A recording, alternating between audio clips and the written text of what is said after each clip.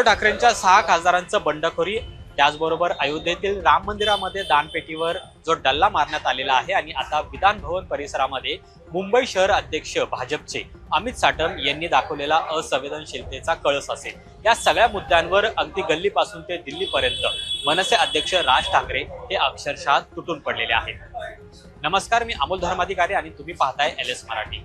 गेल्या काही दिवसांपासून राज्य सरकार असो किंवा केंद्र सरकार, या सरकारचे जे प्रतिनिधी आहेत ते मात्र वेगवेगळ्या विधानांमुळे चर्चेत आहेत। तसंच काही घडामोडी राजकीय राज्यामध्ये आणि दिल्लीमध्ये घडू लागलेल्या आहेत आणि यावर मनसे अध्यक्ष राज ठाकरे हे अतिशय परखडपणे त्यांची भूमिका मांडताना पाहायला मिळत आहेत। सुरुवातीला आपण पाहिलं की मुंबईमध्ये उद्धव ठाकरे यांचे 6 खासदार आहेत, या 6 खासदारांनी बंड केला आणि ते आता एकनाथ शिंदेच्या शिवसेनेत गेलेले आहेत। पण एकनाथ शिंदेच्या शिवसेनेमागे जाण्याचं जे कारण आहे ते सुद्धा राज ठाकरेंनी एका भाषणामध्ये बोलून दाखवलेलं आहे आणि यावरूनच भाजप आणि एकनाथ शिंदेंवर त्यांनी तुफान टीका सुद्धा केलेली आहे।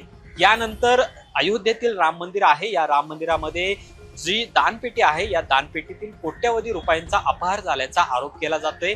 तशी चौकशीही सुद्धा सुरू झालेली आहे, गुन्हे दाखल झालेले आहेत आणि या सगळ्या प्रकारावर हिंदुत्ववादी म्हणून घेणाऱ्या भाजपवर सुद्धा राज ठाकरेंनी हल्लाबोल केलेला आहे। राज ठाकरेंनी त्यांच्या सोशल मीडियाच्या माध्यमातून या राम मंदिरावर जो डल्ला मारण्यात आलेला आहे यावर थेटपणे केंद्रीय मंत्री अमित शहा आणि नरेंद्र मोदी यांनाच काही प्रश्न विचारलेले आहेत। खरं तर अमित शहा आणि नरेंद्र मोदी यांच्या संकल्पनेतून खरं तर हे राम मंदिर साकारण्यात आलेलं होतं, पण खाली जी काही कार्यकारिणी या राम मंदिरामध्ये आहे किंवा ट्रस्टी आहेत यांनी जो अपहार केलेला आहे त्यावरती नरेंद्र मोदींनी त्यांची भूमिका स्पष्ट केली पाहिजे असं परखड मत राज ठाकरे यांनी मांडलेलं होतं। त्यामुळे गेल्या काही दिवसांपासून राज ठाकरे हे राज्यातलं सरकार पक्ष असो किंवा केंद्रातला असो यांच्यावर अक्षरशः हल्लाबोल करताना पाहायला मिळतात। नुकताच विधान भवन मध्ये एक प्रकार घडला, तो म्हणजे मुंबई शहर अध्यक्ष असलेले भाजपचे अमित साटम यांनी असंवेदनशीलतेचा दाखवलेला एक कळस असो। आपण पाहिलं की मुंबईमध्ये झाडपडीची एक घटना घडलेली होती, त्याच्यामध्ये एक शाळकरी मुलाचा मृत्यू झालेला होता। दुसरीकडे मॅनहोल मध्ये पडून एका व्यक्तीचा सुद्धा मृत्यू झालेला होता आणि अशी एकदम गंभीर घटना घडलेली असताना मात्र विधान भवनातून बाहेर येत असताना अमित साटम यांनी जयंत पाटील यांच्याशी काही संवाद साधताना ज्या पद्धतीने हास्य केलेलं होतं किंवा ज्या पद्धतीने ते फिदे हसलेले होते, यावरून सुद्धा अमित साटम यांच्यावरती चौफेर टीका सुद्धा झालेली होती आणि आता याच अमित साटम यांच्यावर आज राज ठाकरे यांनी तुफान हल्लाबोल केलेला आहे। अमित साटम यांचा समाचार घेतलेलाच आहे, त्याबरोबर देवेंद्र फडणवीस मुख्यमंत्री आहेत आणि त्याचबरोबर भाजपचे नेते आहेत, यांना सुद्धा काही प्रश्न विचारलेले आहेत। देवेंद्र फडणवीस हे अत्यंत चांगल्या मनाचे आहेत किंवा चांगलं काम ते करतात असं म्हणत असताना एकीकडे त्यांचे अमित साटम जर अशा पद्धतीने गंभीर घटनेबाबत हास्य करत असेल तर त्यांच्यावरती कारवाई का केली जात नाहीये। गेल्या काही दिवसांपासून भाजपचे नेते आहेत ते अशा पद्धतीने विधानं करतात, वक्तव्य करतात आणि त्यामुळे भाजपचं नेतृत्व मात्र यांच्यावर कारवाई करताना दिसत नाही आणि त्यामुळे कुठेतरी तुमच्या बद्दलचा जो हेतू आहे त्या हेतूवर सुद्धा शंका उपस्थित केली जाते असं सुद्धा राज ठाकरेंनी या पोस्टवर म्हटलेलं आहे। आणि अमित साटम यांनी हास्य जे केलेलं होतं विधान भवनामध्ये त्याच्यावरही राज ठाकरेंनी तुफान असा हल्लाबोल केलेला आहे। राज ठाकरेंनी आज एक पोस्ट केलेली आहे, त्याच्यामध्ये त्यांनी अमित साटम, देवेंद्र फडणवीस यांच्यावर सुद्धा टीका केलेली आहे आणि देवेंद्र फडणवीस यांनी आता याबद्दल काहीतरी कारवाई करावी असं त्यांनी मत सुद्धा व्यक्त केलेलं आहे। एकीकडे भारतीय जनता पक्ष हा केंद्रातील लोकांना सत्तेचा माज आलेला आहे का असा सुद्धा प्रश्न त्यांनी विचारलेला आहे। काही वाक्यांची सुद्धा आठवण करून दिलेली आहे। महत्वाचं म्हणजे देवेंद्र फडणवीस हे सुसंस्कृत मुख्यमंत्री आहेत, संवेदनशील आहेत असं महाराष्ट्राला वाटलेलं होतं आणि तसं स्वतः मलाही वाटते असंही राज ठाकरे म्हणाले होते।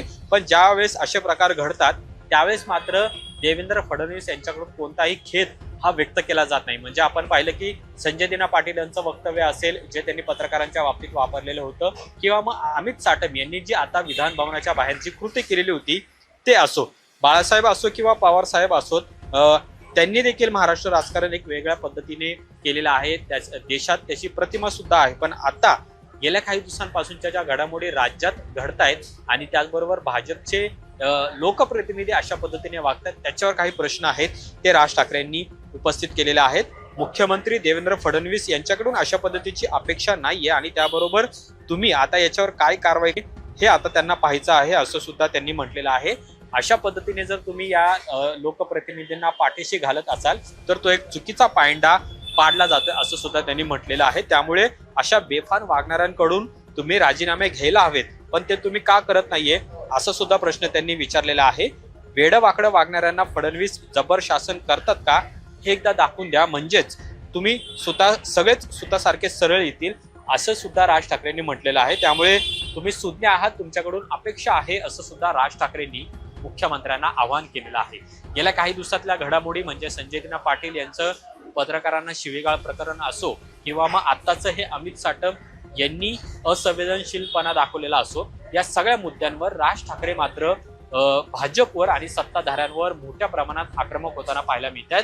जी जागा खरं तर विरोधी पक्षाने घ्यायला हवी आहे ती जागा आता कुठेतरी राज ठाकरे घेताना पाहायला मिळतात आणि त्यामुळे अगदी गल्लीपासून दिल्लीपर्यंत राज ठाकरे वेगवेगळ्या मुद्द्यांना हात घालून खरं तर सरकारवर टीकेचे बाण सोडताना पाहायला मिळतात. आणि त्यामुळे राज ठाकरेंनी आजच्या पोस्टमधून अमित साटम यांच्यावर जो हल्लाबोल केलेला आहे आणि देवेंद्र फडणवीस यांच्याकडून काही अपेक्षा व्यक्त केलेल्या आहेत, त्या अपेक्षा आता सरकार आणि स्वतः मुख्यमंत्री देवेंद्र फडणवीस या पूर्ण करणार का, किंवा राज ठाकरेंच्या मागणीकडे देवेंद्र फडणवीस कशा पद्धतीने बघतात आणि आगामी काळात अशा पद्धतीच्या घटना घडू नये यासाठी देवेंद्र फडणवीस सत्ताधाऱ्यातले जे मंत्री आणि आमदार आहेत यांचे कान टोचतात का हे सुद्धा पाहणं महत्वाचं असेल. पण एक निश्चित आहे की गेल्या काही दिवसांपासून राज ठाकरेंनी मात्र विरोधक पक्षाची जी भूमिका आहे ती अगदी प्रखरतेने आपल्याला मांडताना पाहायला मिळत आहे.